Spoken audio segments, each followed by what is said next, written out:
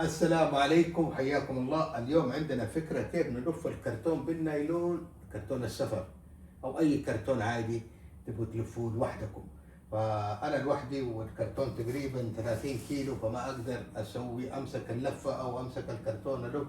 فلازم أطلع لي فكرة كيف أسوي أو أعمل فكرة كيف أسوي إني أقدر أسوي العملية هذه. أنا عارف المطار ممكن يتلف، لكن عشان أنا آخذه من المطار ممكن يتكسر علي، لانه 30 كيلو مع الشيل هذا ممكن يتكسر. كرتون يكون 3 طبقات 5 طبقات ممكن يتعرض يطيح ويتكسر، فانا ابغى امسكه على الاقل يعني لين اروح المطار. في 30 كيلو لازم يتلف المطار عشان يعطي له دعم اكبر ومشدود اكثر غير شغل. لكن 15 20 الى 23 25 عادي، بس 30 ثقيل ويبغى له يتحكم اكثر.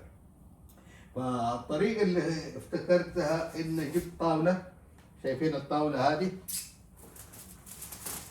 لازم ألفها بناشف ولصقها وهذا عشان ما تتجرح، وبعدين ثبتها في الطاولة هذه عشان ما تتحرك تنسحب معايا وأنا عملية اللف.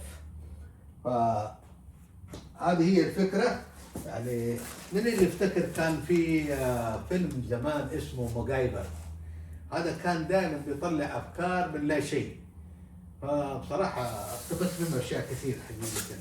فهذا وتقدروا تقدروا تطلعوا افكار موجود، لو تفكروا خارج الصندوق حتلاقوا. فشايفين كيف العمليه؟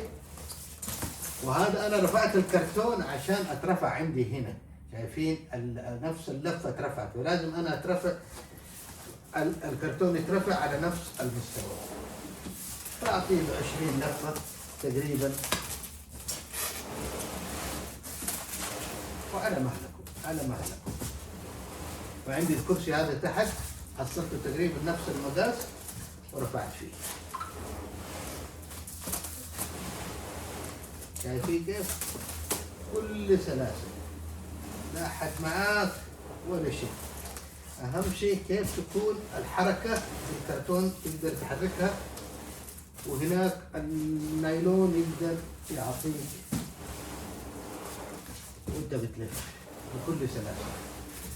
فهذه كانت فكرتي اليوم ليكم، فان شاء الله اطلع لكم صور بعد ما اقفل الكرتون، لانه لسه باقي لي يومين على السفر ان شاء الله، فانا بجهز الاشياء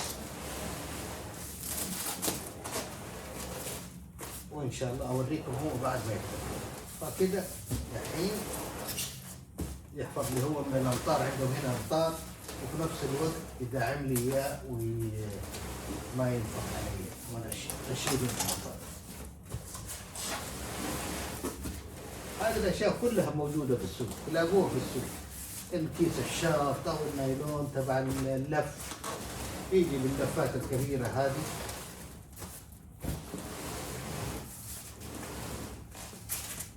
فتقريبا انا كده حكتفي بالكمية هذه إن شاء الله. وبعدين بعد ما أقفل وأغلق حجيبه على الجهة الثانية وأسوي نفس الطريقة، وبعدين أدي شطرتون في الأطراف هذا يدعمه بشطرتون، وكذلك من تحت وكمان من تحت. إيش رأيكم في الفكرة؟ حبيت أشاركها معاكم، وراكم بعدين، ولا تنسوا المتابعة.